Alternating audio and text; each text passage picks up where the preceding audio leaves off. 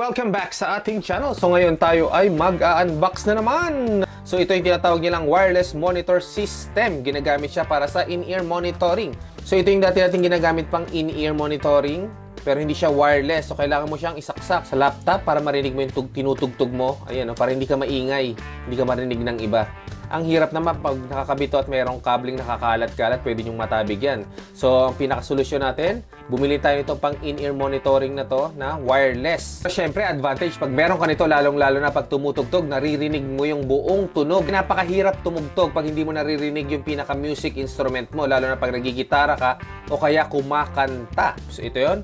Pinurchase natin siya sa nasa 1,600 siya, no? Ayan. So, ito na yung pinaka-unit mismo. So, meron tayong transmitter at meron tayong receiver. Ayan. Okay, kasi nga wireless, no? So, itong pinaka-transmitter, ito yung nakakabit sa pinaka-mixer mismo. Ayan, ikakabit nyo sa mixer. Mamaya explain natin yung mga pinipindot at yung mga ini-slide-slide dyan. So, ito yung isa. Ito yung sa transmitter. And this one is for receivers. And next na naman natin tong manual. Ayan, importante ito. So, ayan, mga parts lang naman nandyan. So, madali lang naman yan, konti lang naman. So mamaya makikita natin yan. Pero itabi nyo rin to, baka makakalimutin kayo. Ito naman, meron tayong cable, audio cable na kasama. Yan, meron tayong 3.5 dyan na cable. Ito pa, dalawa yan eh. Ayan o. So meron siyang kasamang 6.35 papunta din sa 3.5. Ayan o. So ito lang yung kadalasang kinakabit sa mga mixer. So tama rin, meron siyang adapter na kasama. Hindi na tayo mahirapang maghanap. Okay, next, meron tayong kasamang charger. USB yung pinakadulo niya.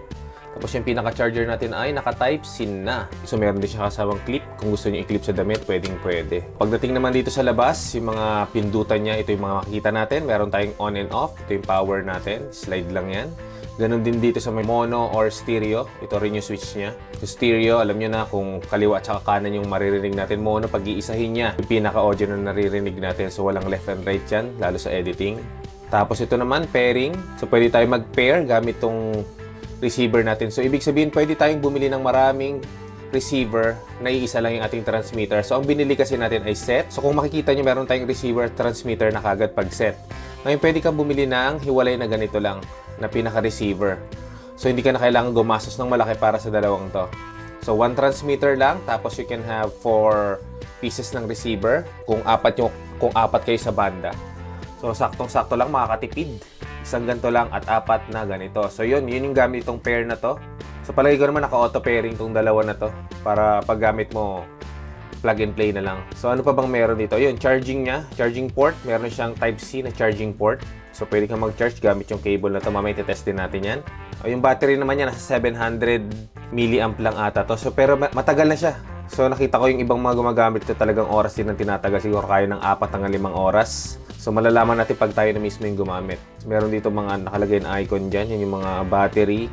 Yan yung link niya. Kung magli-link na yung dalawa kung mag-prepare. So, yun lang dito sa transmitter. So, punta naman tayo dito sa receiver. Meron din siyang link na sign, battery. Ang pinagkaiba lang, meron tayong volume control dito. Dipindot. So, sa gilid, meron din siyang on and off.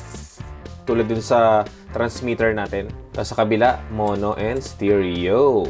Okay, sa taas, pairing din. Kasi kailangan pag nag-pair ka, parehong pipindutin yan. Tapos meron siyang, ayun, hindi ko nasabi kanina dito, meron siyang port dito. Ito yung kinakabit na audio cable natin papunta doon sa pinaka-mixer or dito sa ating audio interface. So mamaya sa sample natin kung paano gamitin. Ito naman diretso tong pinaka-receiver natin sa, ayan, nakalagay naman sa drawing yan, headphone. Headphone or earphone ninyo. Pwede nyo gamitin yan. Kahit ano yan, pwede nyo ilagay dyan, i-connect. So, ang mangyayari dyan, magiging wireless connection na siya. Papunta sa inyong mixer or interface papunta sa ating headphone or earphone. Wala nang wire o cable na nakakonect sa kanilang dalawa. Okay, so parehong design, parehong bigat, parehong battery. Ayan, so ito yung tinatawag nilang wireless in-ear monitor system. So, dito natin kakabit yung pinaka 3.5 natin. Ayan, oh. Ayan, so yung transmitter natin papunta sa mixer. Itong 6.35. Buti may adapter ng kasama. Kasi mahirap maghanap na may ganito sa mga mixer. Mas madali kung ganito na lang. Ayan. Ito yung papuntang mixer o papuntang audio interface natin. Ilalagay nyo lang sa monitoring. Yung meron ding headphone na nakalagay. So tulad nun sa mga mixer, ang nakalagay din doon monitoring. So doon nyo rin siya isasalpak. So pag nilagay nyo yan dyan, So, ang mangyayari dyan, nakakonect na tong mixer or interface natin sa pinaka-sound system. Tapos, ito naman ay nakakonect sa ating headphone or earphone. So, meron tayo ditong nabili dati na pang IEM na. Nakabili na tayo dati, pero gusto ko lang talaga siyang gamitin. Kasi, saktong-sakto siya sa tenga. So, mura lang naman siya. Makakabili kayo nito. 1,000 plus lang naman yan. Depende sa brand. So, ito yung pinakuha natin dati. So, ito yung ginagamit na nakita natin sa mga nagtumutugtog o nagbabanda dyan. Kasi ang ganda ng pagkakahapit sa tenga. Kitang-kita nyo naman, no? Hindi malalaglag yan kahit tumutugtog kayo ng napakatindi o nagagalaw-galaw kayo. So, ganun din. Parang earphone lang. So, anyways, kahit anong earphone naman or headphone ang gamitin nyo dyan, pwede ito. Itong pinaka-in-ear natin. Ilalagay nyo dito sa pinaka-headphone na yan. Yan. So, tulad na sinabi kanina, ito nakakonect sa pinaka-mixer natin or interface. Puntang audio system, sa system natin, sa computer or laptop. Tapos ito naman ay yung papunta sa ating headphone. So, ayan. Wireless na silang dalawa. Yan ang magiging idea niyan. So, wala nang wire na nakakonect dito. Diretso dito sa ating interface. So, ito nang gagamitin natin. Yung pinaka-wireless niyan. So, naka 2.4 ang kanyang connection, ang kanyang frequency. Parang sa mga cellphone din. So, may kalayuan ang kayang abutin ito. So, ayan. Ang magiging itsura niya. So, kung wala kayong earphone or kahit anong klaseng earphone, pwede rin naman kayo gumamit ng headphone. So, meron tayo ditong headphone na ginagamit. So, ito Bluetooth naman na siya dati. Pero, ito pwede kasing kabitan ng pinaka-wired. Ayan. So, meron tayong wired. Pang-wired, ilalagay mo lang dito. Tapos, kabit mo na dito. Sa ating receiver. Ayan, kung titignan nyo. Ayan. Ganun din yan. Ganun din ang idea ng earphone sa headphone. Pag kinonect mo, magiging wireless na rin siya. Maganda lang. Hindi mo na kailangan ilagay dito sa interface natin. So, yan. Tapos, kiklik mo na to. So, lahat maririnig mo na dito. Lahat ng nakakonect sa ating mixer or sa ating audio interface. Kung nakakonect dyan yung gitara, o yung mga mic, o yung mga ibang kumakanta, kahit drums, maririnig nyo na siya. Kasi tulad doon sa church nga namin, tulad ng sabi ko, wala kami pang monitoring sa harap. So, nakikita ko tumutugtog yung mga worship team. Hindi nila naririnig. Kadalasan pag kinokontrol ko yung mixer ko. So, kahit lakasan ko yung pinaka-speaker natin, kung nakaharap naman siya sa audience, hindi rin maririnig na tumutugtog sa unan. So, napakahirap yon sa kalagayan ng mga musician. Kasi, syempre, kailangan rin nilang marinig yung tugtog nila kung malakas ba na sa tono ba o sabay-sabay ba sila. Okay, so ayan, nag-link na silang dalawa. Ayan, nakita nyo green, ibig sabihin nag-link na silang dalawa. So, kung gusto nyo siyang i-pair, didiinan nyo siya. Nag-pair yan pag ganyan. So, kita nyo, nag-pair silang dalawa. Hinahanap niya. Magka-pair na sila kanina. So, pag meron pa isang ganun, didiinan nyo lang to, tapos didiin nyo rin itong kabila. Yan. Pag nagdiin niya na yan, mag-i-stop na. Ibig sabihin, naka-pair na silang dalawa. Okay, sa pag-charge naman, so, ayun. So, ito yung pinaka-charger wire natin. So, pwede nyo siyang i-charge ng sabay. Ayan, no? Hanapin yung charger kasi Type-C na siya. Yun ang maganda dito, naka-Type-C na. Ilagay nyo lang dyan. Tapos, sa kabila, ganun din. Ilagay nyo lang din sa pinaka-Type-C natin. Ayan. Ayan, naka-Type-C na siya. So, pag i-charge nyo, kuha lang kayo ng power bank. Pwede rin naman sa outlet. Pero ako, kung may power bank ako para hindi na ako mahirap maghanap ng saksakan. Ayan, pag chinarge nyo, ayan, iilaw na siya. Ayan, so gagana kaya siya habang chinacharge. Subukan natin sa pinaka-phone natin. Tingnan natin kung tutunog siya kahit naka-charge. Natin sa phone. Tapos teka, kunin natin yung headphone natin.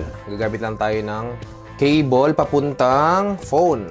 So, pwede rin siya maging headphone, wireless headphone. Kung wala kayong wireless headphone dyan. Ayan, re-recta natin dito sa phone. Saksak natin dito sa transmitter papuntang phone. Kasi dito tayo kukuha ng music. Ayan, tapos ito naman, habang nakasaksak, pinaka-headphone natin. Ayan, so susubukan natin kung gagana siya kahit nagcha-charge. So, mag-play na tayo ng music. Okay, game. Play tayo ng isang kanta. Ayan. So, gumagana siya kahit nagcha-charge. So, tumutunog. So, pag tinanggal natin itong pinaka-charger ng isa, kitang-kita naman. Naging wireless tuloy yung pinaka-headphone natin. So, kahit pag may ginagawa ka, pwede mo yung gamitin muna. Ito, pwede mo siyang i-clip dito. May clip siya. Ayan, dahil may clip nga siya. So, pwede nyo siyang ipakinggan. So, naging wireless siya, no? So, ganun din yung idea niyan, monitoring. I-imagine na lang natin yung ito yung pinaka-mixer natin. At ilalapit natin sa ating mic. Marinig yung tumutunog siya. Ayan. So, habang tumutunog, tignan man natin ibang control. So, meron ditong volume up and volume down. Pwede nyong hinaan. Ida-down nyo lang. 1. Ayan. Hanggang 9 ata. Hanggang humina, pwede yan. Ayan, wala na siyang tunog. So, pwede nyo ring lakasan. Ayan. Yan yung pinakamalakas. Pero malakas yan. Kasi nakatanggal sa tenga ko.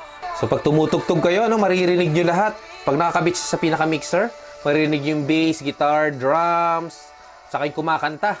So, kahit naka-charge, pwede nyo gamitin. Charge nyo yung pinaka-transmitter, okay lang din gamitin. Ito, kahit nakatanggal. So, kunyari, napatay nyo siya. Tignan natin, na-off. Bigla nyo na-off sa kalagitnaan ng tugtugan nyo. Ayan. So, nawala. Pero pag inon nyo siya, ayun, napakasaglit lang. Siguro mga 2 seconds, bigla siyang nag-connect din kagad. So, walang problema kung bigla nyo ma-disconnect o bigla nyo ma-off yung pinaka-receiver ninyo. Kukonect din siya kagad. So, yun, hanggang dito na lang. So, ito ang Likato. Likato Wireless Earphone Monitoring System. So, sa mga nagbabalak bumili, okay na okay siya. Meron kang wireless, para ka na rin naka-Bluetooth na headphone dyan o earphone. Yan, so laking tipid na rin siya. At saka napakamura niya. Kung titignan nyo kasi yung ibang mga in-ear monitoring, talagang napakamahal nila. Abot ng 10,000 to 20,000 ang worth niya. Pero syempre, depende sa brand. So kung meron namang ganito muna, Likato, napakalaking tulong nito. Lalo sa mga nag-uumpisa. Pwedeng-pwede na to. So hanggang dito lang po. Thank you for watching! Please like and subscribe and hit the bell button para puma-update pa tayo sa mga sunod nating mga video dyan. Goodbye and God bless. Ciao!